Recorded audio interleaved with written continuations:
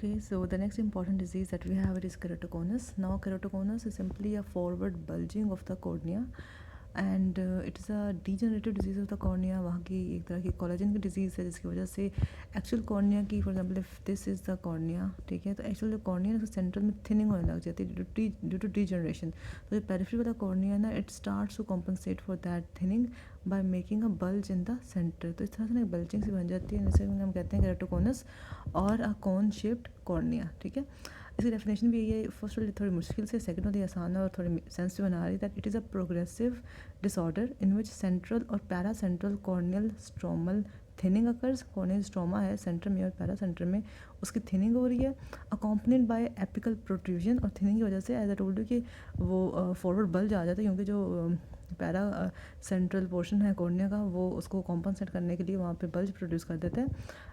Apical protrusion and irregular astigmatism. तो हमें एक बात याद रखनी है कि केराटोकोनस में जो रिफ्रैक्टिव एरर आ रहा है ना, वो इरेगुलर एस्टिग्मेटिज्म है. इसी वजह से because it is not regular, हम इसको ट्रीट नहीं कर सकते विद स्पेक्टेकल्स या विद लेंसेज ना. और एज यू कैन सी कि सेंट्रल में थिकनेस ज़्यादा हो रही है कॉर्निया की और साइड्स पे थिकनेस कम है, तो ये बहुत इरेगुलर सा एस्टिग्मेटिज्म प्रोड्यूस होता है. ठीक है, तो इरेगुलर एस्टिग्मेटिज्म कैरेक्टरिस्टिक है केराटोकोनस का, और इसीलिए इसमें हम जो स्पेक्टेकल्स होते हैं वो यूज़ नहीं कर सकते, क्योंकि हम उनको क्या दें, कन्वेक्स लेंस दें, कनकेव लेंस दें, क्योंकि कहीं से उसको कन्वेक्स की ज़रूरत है, कहीं से उसको कनकेव की ज़रूरत है. बट ओवरऑल देखा जाए तो ड्यू टू फॉरवर्ड बल्जिंग आई की शेप थोड़ी बड़ी हो जाती है, जिसकी वजह से मायोपिया होता है. तो केराटोकोनस में हमने देखा कि इरेगुलर एस्टिग्मेटिज्म है और मायोपिया है. ठीक है, अच्छा, एटियोलॉजी ये कि कॉर्नियल की डिस्ट्रोफी है. प्राइमरी है, जो प्राइमरी में हम देखते हैं विदाउट एनी अंडरलाइन कॉज, तो ये तो इडियोपैथी है कि खुद ही होगी विदाउट एनी कॉज. इसके अलावा ये कुछ फैमिलीज में रन भी करते हैं, ऑटोसोमल डोमिनेंट भी है. सेकेंडरी क्यों होता है केराटोकोनस, वो हम देखते हैं कि ये कुछ तो ऑक्यूलर डिजीज़ एग्जिस्ट कर रहे हैं जो कि केराटोकोनस भी करवा सकती हैं एज देयर कॉम्प्लिकेशन, और कुछ सिस्टमिक डिजीज़ हैं. हाँ, तो some of these are ocular diseases like congenital ocular anomalies हैं, एनिरिडिया जिसमें लेंस नहीं बनता आंखों में, रेटिनाइटिस पिगमेंटोसा है जो हम आगे स्टडी भी करेंगे, या एलर्जी कंजक्टिवाइटिस है. तो ओकुलर डिजीज़ के नतीजे में केराटोकोनस हो गया. कुछ कॉन्जेंटल अनोमलीज हैं और कुछ एलर्जी कंजक्टिवाइटिस की फॉर्म है. इसके अलावा कुछ सिस्टमिक डिसऑर्डर्स भी होते हैं जो केराटोकोनस में रिजल्ट करते हैं, लाइक क्रोमोसोमल डिसऑर्डर्स में डाउन सिंड्रोम आ जाता है, कुटेनियस डिसऑर्डर्स में एटोपिक डर्मेटाइटिस आ जाता है. कनेक्टिव टिश्यू डिसऑर्डर बहुत इंपॉर्टेंट है, हमने बोला कि ये कोलेजन की डिजीज़ है. अब सॉरी, हम आगे पढ़ेंगे. इसमें दरअसल होता ये है कि जो कॉर्निया के रीजन में पड़ा हुआ है ना कोलेजन, उसकी डिस्ट्रोफी होती है, उसकी डिस्ट्रक्शन होती है, due to which corneal thinning occurs in the centre, और फिर इसकी फॉरवर्ड बल्ज बन जाता है. ठीक है, तो जितने भी कनेक्टिव टिश्यू डिसऑर्डर्स हैं, लाइक मार्फन सिंड्रोम है, और ऑस्ट्रोजेनेसिस इम्परफेक्ट है, हेलर्स डैनलर सिंड्रोम है. तो ये तो कनेक्टिव टिश्यू डिसऑर्डर्स हो गए. तो it is simply a progressive disorder in which central और paracentral corneal thinning occurs. Cornea जो स्ट्रोमा है वहाँ की थिनिंग हो रही है, accompanied by apical protrusion and irregular astigmatism. बस ये इसकी डेफिनेशन है. और ये कॉर्नियल डिस्ट्रॉफी है, डेफिनेटली वहाँ की डिस्ट्रक्शन है, डिस्ट्रॉफी है. और एक तो प्राइमरी इसमें इडियोपैथिक आता है, और ऑटोसोमल डोमिनेंट आता है. और फिर सेकेंडरी फॉर्म्स है जो ऑकुलर डिजीज़ में भी हो सकते हैं, congenital ocular anomalies like retinitis pigmentosa, aniridia, या एलर्जी कंजक्टिवाइटिस. जो सिस्टमिक डिसऑर्डर्स हैं जिसमें केराटोकोनस हो सकता है, उसमें क्रोमोसोमल डिसऑर्डर्स हैं, कुटेनियस डिसऑर्डर्स हैं, एटोपिक डर्मेटाइटिस, और कनेक्टिव डिसऑर्डर्स हमने 3 देख लिए. ठीक है, पैथोजेनेसिस क्या है, ये क्यों हो रहा है, क्यों डिस्ट्रक्शन हो रही है, कॉर्निया की सेंट्रल स्ट्रोमल थिनिंग क्यों हो रही है, और क्यों इसमें बल्ज प्रोड्यूस हो रहा है. तो हम देखते हैं कि there is a defective synthesis of mucopolysaccharide and collagen tissue in the cornea. ठीक है, which results into the fragmentation of basement membrane and basement membrane of the epithelium, Bowman's membrane, and degeneration of the stromal collagen fibres. ठीक है, कि improper formation हुई या defective synthesis हुई mucopolysaccharide की and collagen tissue की within the cornea, जिसकी वजह से फ्रेगमेंटेशन हो गई है बेसमेंट मेम्ब्रेन की ऑफ द एपिथेलियम, साथ में बोमेंस मेम्ब्रेन की भी होगी फ्रेगमेंटेशन, और डीजनरेशन हो गई है स्ट्रोमल कोलेजन फाइबर्स की. ठीक है, डीजनरेशन हो गई स्ट्रोमल कोलेजन फाइबर्स की, क्योंकि म्यूकोपॉलीसेकेराइड और कोलेजन टिश्यू ठीक से बनाए नहीं, तो फाइबर्स की भी डीजनरेशन हो गई है, और फ्रेगमेंटेशन हो गई है बेसमेंट मेम्ब्रेन की और बोमेंस मेम्ब्रेन की. ठीक है, तो इसकी वजह से क्या होता है कि थिनिंग हो जाती है स्टोमा की, और साथ में फॉरवर्ड बल्जिंग हो जाती है कॉर्निया की, resulting into progressive myopia and astigmatism.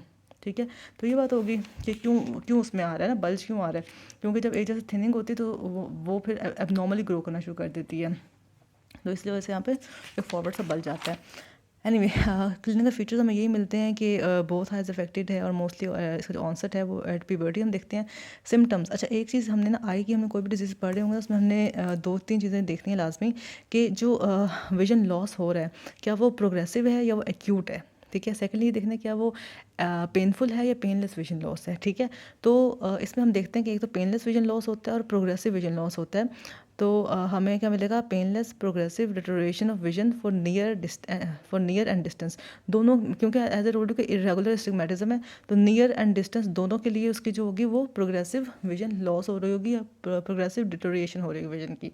इसके अलावा हमें ओकेजनली इनिशियल प्रेजेंटेशन जो होती है, अच्छा कई बार ऐसा होता है कि केराटोकोनस इतना प्रोग्रेस कर रहा होता है कि एकदम से ना मतलब और कोई सिम्टम नहीं आएंगे, माइनर सिम्टम्स नहीं आएंगे, डायरेक्ट क्या हो जाएगा, hydrops, corneal hydrops. Corneal hydrops में ये होता है कि वो उसकी इतनी वो हुई ना, इतनी बल्जिंग हुई कि जो डेसमेंट्स मेम्ब्रेन थी उसमें एक आ गया ब्रीच और फ्लूइड एंटर हो गया into the stroma of the cornea. तो एक तरह से स्ट्रोमा का एडिमा शुरू हो जाता है, तो वो काफ़ी पेनफुल विजन लॉस है और वो सडन विजन लॉस होता है और वो पेनफुल होता है।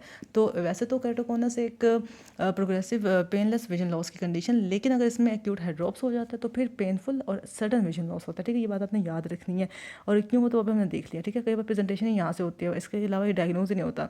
फोटोफोबिया भी होता है इन पेशेंट्स को और मोनोक्यूलर डिप्लोपिया, यानी कि एक आंख में दो दो नजर आते हैं, ठीक है। अच्छा तो ये तो हो गया उसके फीचर्स के, पेनलेस विजन लॉस है, सडन भी हो सकती है, पेनफुल भी हो सकती है, फोटोफोबिया भी है, मोनोक्यूलर डिप्लोपिया भी है।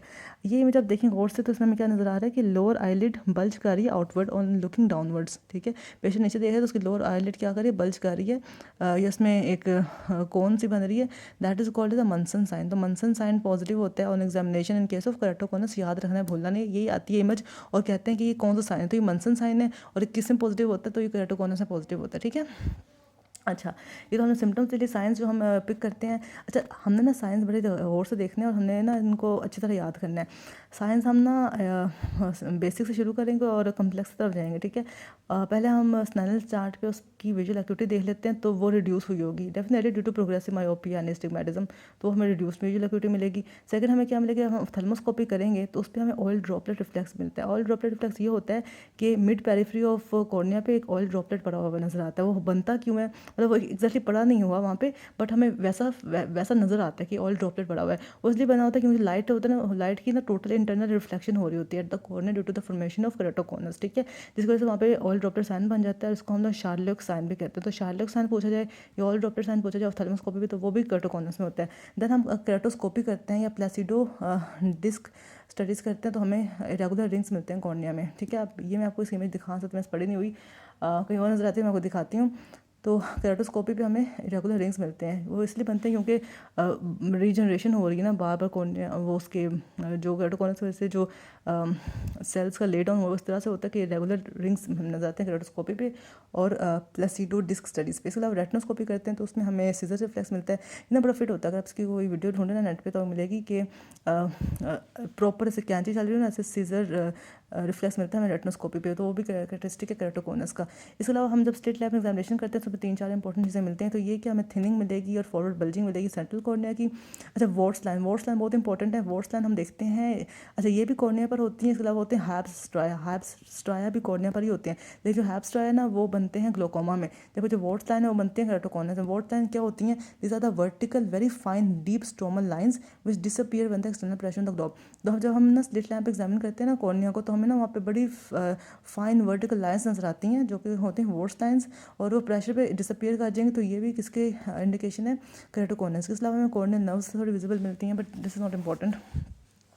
What is important, flasher ring. Flasher ring को आपने कंफ्यूज नहीं करना विद केसर फ्लैशर रिंग, दोनों डिफरेंट है। केसर फ्लैशर रिंग बनता है ड्यू टू कॉपर टॉक्सिसिटी, उसमें ना कॉर्नियोस्क्लेरल जंक्शन पे एक कॉपर का रिंग हो जाता है ब्राउनिश सा, that is due to deposition of copper. पर जो फ्लैशर रिंग है वो भी अगेन बेस ऑफ कॉर्न पे या कॉर्नियोस्क्लेरल जंक्शन पर ही है, बट ये होता है ड्यू टू आयरन डिपोजिशन, तो या इसमें लोग कंफ्यूज करते हैं, ठीक है। तो फ्लैशर रिंग बनता है इन केराटोकोनस। अच्छा कॉर्नियल स्कारिंग भी हो जाए डेफिनेटली, जब कॉर्निया बल्ज करे तो डेफिनेटली उसके ऊपर टीयर फिल्म उसको प्रॉपरली कवर तो नहीं कर सकती ना, साथ में उसके ड्राइनेस के चांसेस ज़्यादा हैं, तो सेंट्रल कॉर्निया की स्कारिंग भी हो जाती है, ठीक है, इन केराटोकोनस। ये हमने अभी तक एग्जामिनेशन देखी हैं। Examination are different from investigation, ठीक है। अच्छा एग्जामिनेशन हमने विजुअल एक्टिविटी देख ली जो रिड्यूस होगी, ऑफ्थेल्मोस्कोपी भी देख ली, ऑयल ड्रॉपलेट फ्लेक्स, मंसन साइन जो हम एग्जामिनेशन में देखेंगे, लोअर आईलिड बल्ज कर रही है when the patient looks down, हम ऑलरेडी देख चुके हैं। केराटोस्कोपी पे रेगुलर रिंग्स मिलेंगे, रेटिनोस्कोपी पे सीजर रिफ्लेक्स मिलेगा, सिटी लैब एग्जामिनेशन पे वॉट्स लाइन मिलेंगे, थिनिंग मिलेगी और फ्लैशर रिंग मिलेगा और कॉर्नियल स्कारिंग मिलेगी। इन्वेस्टिगेशंस में हम 2 इंपॉर्टेंट इन्वेस्टिगेशंस कराते हैं। एक होती है कॉर्नियल टोपोग्राफी। कॉर्नियल टोपोग्राफी में हम पता ही चलता है दरअसल रिफ्रैक्टिव एरर इन ग्राफिक पैटर्न। कॉर्नियल टोपोग्राफी में बताती है रिफ्रैक्टिव एरर इन ग्राफिकल पैटर्न, और हमें पता है कि जो केराटोकोनस है इसका रिफ्रैक्टिव एरर बड़ा है, ये अजीब सा होता है क्योंकि इसमें कहीं पे थिकनेस है, कहीं पे थिनिंग है। तो इससे ना हम बड़ी आसानी से कॉर्नियल टोपोग्राफी से आइडेंटिफाई कर लेते हैं कि ये मतलब केराटोकोनस है, ठीक है। तो corneal topography is the most sensitive method for the early cases of keratoconus and shows a refractive error in a graphical pattern, ठीक है। तो ये बताना चाहिए कि कॉर्नियल टोपोग्राफी इसकी इंपॉर्टेंट इन्वेस्टिगेशन है। इसके अलावा हम केराटोमेट्री भी करते हैं। केराटोमेट्री भी हमें मायोपिया मिलता है और इरेगुलर एस्टिग्मेटिज्म मिलता है। तो हमें इन्वेस्टिगेशंस भी याद रखनी है और एग्जामिनेशन हमने की थी visual acuity, ophthalmoscopy, general examination, sorry eye examination में मंसन साइन देखा, केराटोस्कोपी या प्लासिडो डिस्क जिसमें रेगुलर रिंग्स नजर आए, रेटिनोस्कोपी पे हमें वॉट्स लाइन नजर आई, सॉरी वो तो स्लिट लाइन में नजर आई थी।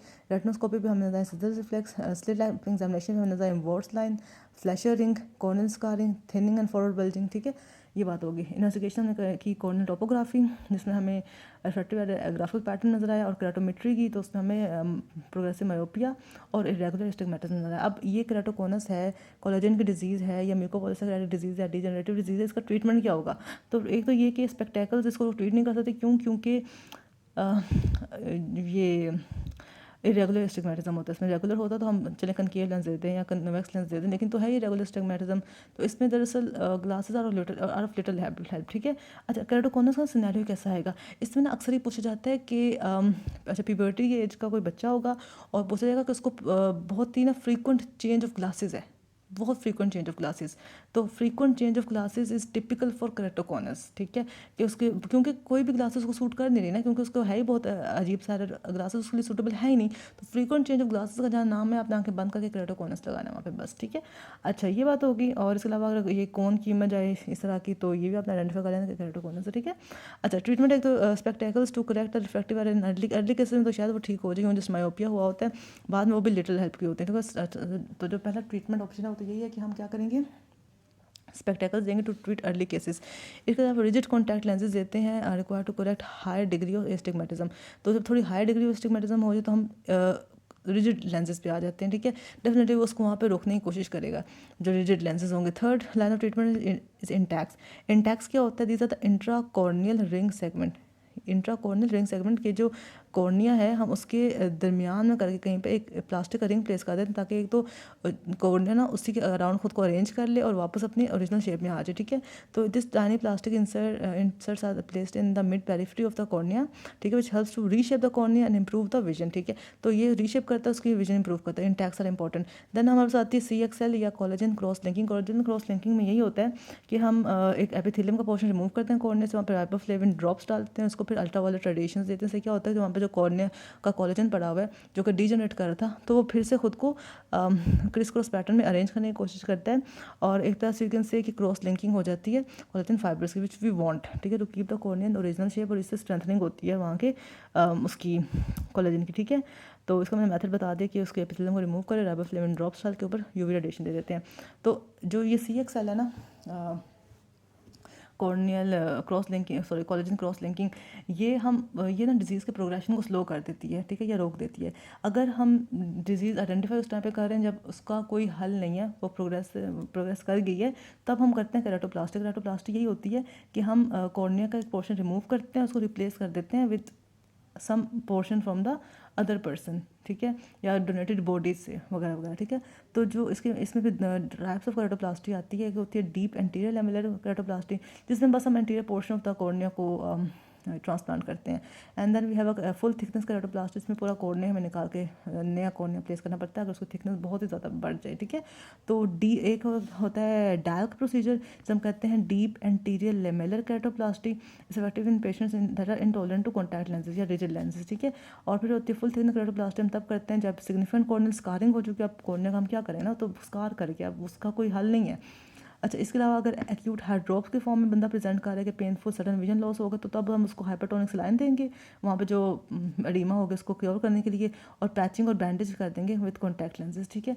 तो ये ट्रीटमेंट था हमारे पास केरेटोकोनस का। सबसे पहले हमने स्पेक्टेकल्स दिए टू ट्रीट अर्ली केसेस, हमने फिर रिजिड कॉन्टैक्ट लेंसेज दिए to correct high degree of astigmatism, digital contact lenses, और फिर हम इन्हें इंटैक्स दिए which are the intra corneal ring segment. Intra corneal ring segment हम क्या करते हैं, that the tiny plastic inserts are placed in the mid periphery of the cornea, ठीक है। Tiny plastic inserts are placed in the इसको हम कहते हैं intra corneal ring segment, that the tiny plastic inserts are placed in the mid periphery of cornea which helps to reshape the cornea and improve the vision. Reshape होता है improve the vision. Then we have collagen cross thinking, जो हमने method बता दिया आपको। इसके अलावा advance cases में we have deep anterior lamellar keratoplasty, और उसके अलावा we have full thickness keratoplasty and acute hydroxal treatment में बता चुकी हूँ, हाइपरटोनिक सलाइन है, patching and bandage contact lenses. Complications क्या हो सकते हैं केरेटोकोनस के, तो मैं ऑलरेडी बता चुकी हूँ आप लोगों को कि अगर ये एकदम से प्रोग्रेस करेगा तो एक्यूट हाइड्रोप्स हो सकता है या एक्यूट कॉर्नियल हाइड्रोप्स हो सकते हैं which is characterized by a sudden onset of painful vision loss due to rupture of the Descemet's membrane and entry of fluid into the stroma, ठीक है। rupture of Descemet's membrane and entry of fluid into the stroma, और represent कैसे करता है as a sudden vision loss, ठीक है, sudden painful vision loss, ठीक है। और इसके अलावा सेंट्रल कॉर्निया की स्कारिंग भी हो सकती है, तो वो भी डेंजरस है definitely. As I already told you कि वो एरिया ज़्यादा एक्सपोज रहेगा to dust pollution and air, तो जल्दी स्कार कर जाएगा, तो सेंट्रल कॉर्निया स्कारिंग भी हो सकती है। तो this was all about the topic of केरेटोकोनस। I hope कि समझ आ गई होगी, I hope it help you guys.